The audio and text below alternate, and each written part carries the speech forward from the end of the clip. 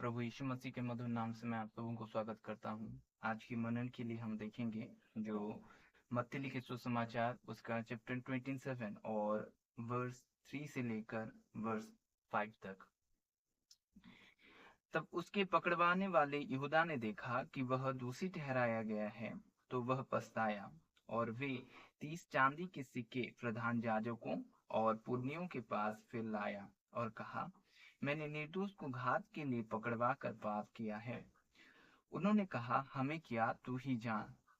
तब वह उन सिक्कों को मंदिर में फेंक कर चला गया और जाकर अपने आप को फांसी दी। प्रभु यीशु मसीह के 12 चेले थे और 12 चेले में यहूदा उसका एक चेला था। और ये यहूदा ऐसे व्यक्ति था जो प्रभु यीशु मसीह को पकड़वाया और उसको शास्त्रियों और पुन्नियों के हाथ में कर दिया और उसके लिए वो दाम ठहराया था। उसके लिए वो उसको 30 चांदी के सिक्के दिए थे। और जब वो प्रभु यीशु मसीह को पकड़वाया और जब वो देखा कि वो निर्दोष है, तो वो पछता कर आया। और वर्ष 3 में लिखा है कि जब उसके पकड़वाने वाले यहूदा ने देखा कि वह दोषी ठहराया गया है, तो वह पछताया और वे 30 चांदी के सिक्के प्रधान याजकों और पुन्नियों के पास फिर लाया। देखिए वो क्या किया कि 30 चांदी के सिक्के में प्रभु यीशु मसीह को पकड़वाया था। उसमें लोग आ गए थे और 30 चांदी के सिक्के देकर यीशु मसीह को वो उनको बेच दिया। और लेकिन जब वो पछतावा हुआ, तब उसके उसके सामने वो 30 चांदी के सिक्के कुछ भी मूल्य नहीं रहा। उसके अंदर में एक गिल्टीनेस आई, उसके अंदर में पछतावा आया। तो वो 30 चांदी के सिक्के लाकर क्या कि वो प्रधान याजकों के सामने वो आकर वो उनको दे देना चाहता था।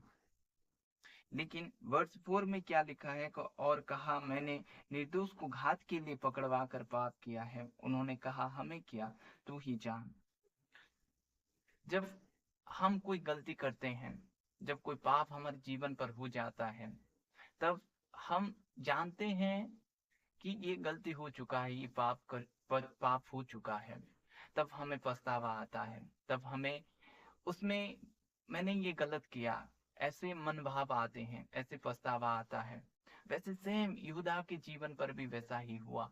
वो 30 चांदी के सिक्के लेकर प्रभु यीशु मसीह को बेच दिया और जब वो देखा कि वो निर्दोष है, तब वो पछताया और वो 30 चांदी के सिक्के उनके सामने फिर लाया और कहा कि मैंने निर्दोष को घात के लिए पकड़वाया है। और वे लोग क्या बोलते हैं उसे, हमें क्या, तू ही जान।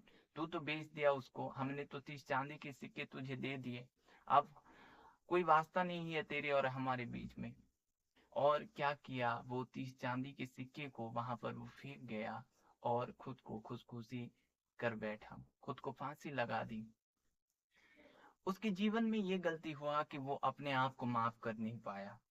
जब हम पाप करते हैं, जब हम क्या करते हैं कि कोई गलती करते हैं, तब हमें पछतावा होता है। ये भी परमेश्वर हमारे अंदर ही डालता है कि हमें पछतावा हो। याद करें कि जब दाऊद बेतशेबा के साथ सोया, उसको याद नहीं था कि वो पाप किया। जब नाथन ने आया और उसको चिताया, जब प्रभु परमेश्वर ने उसको नाथन को भेजा और उसको पाप जताया कि तूने ये गलत किया है, उसके अंदर में पछतावा आया और वो उसके पाप से रिपेंट किया। और यहाँ पर यहूदा वो कर नहीं पाया, अपने आप को माफ नहीं कर पाया और वो जाकर फांसी दे दी अपने आप को। वो खुदकुशी कर दिया, अपने जीवन को, अपने प्राण को वो नष्ट कर दिया और अपने आप को माफ कर नहीं पाया। मैं ये बताना चाहता हूँ कि आप अगर पाप किए हैं, आप अगर व्यभिचार भी किए हैं, अगर आप उस पाप से मन फिराए हैं, आप में अगर पछतावा आता है, तो आप अपने आप को भी माफ करें। आप आगे प्रभु यीशु मसीह के सामने और कहा, प्रभु तूने अपने लहू से मुझे शुद्ध किया है, मैं बिलीव करता हूँ तेरे लहू से मैं धोया गया हूँ। और आपके पाप माफ किए जाते हैं जब हमारे पाप को हम अंगीकार करते हैं, जब हम अपने पाप को प्रभु यीशु मसीह के लहू से धो देते हैं, तब हमारे पाप को माफी मिलता है। और उसके बाद क्या करना है, अपने आप को माफ करना है, अपने आप को माफ करना है। देखिए, यहूदा के समय तक प्रभु यीशु मसीह क्रूस पर चढ़ाई नहीं गया था, हाँ वो पकड़वाया गया था। और अब जो पाप होता है तो आप उसके लहू को विश्वास करना है, तब आपके विवेक आपको दोष नहीं देगा। ध्यान से सुने, जब आप पाप करें तो प्रभु यीशु मसीह के लहू को आप यूज करें कि मेरे लिए वो लहू बहा गया है। उसके बाद जो पाप आप किए हैं अपने आप को दोष नहीं देगा, तब आप मूव फॉरवर्ड, आप आगे बढ़ सकते हैं। नहीं तो जैसे यहूदा के मन में क्या किया कि तूने ये गलत किया, तूने ये गलत किया, तूने ये गलत किया, शैतान ने उसके मन में डाल दिया और वो अपने आप को माफ नहीं कर पाया और जाकर क्या की, जाकर खुदकुशी की। ऐसा आपको नहीं करना है, आपको अपने आप को माफ करना है, अपने आप को माफ करना है कि आप खुद को माफ करें और जो जीवन परमेश्वर ने दिया है वो जीवन आप उसी के लिए व्यवहार करें।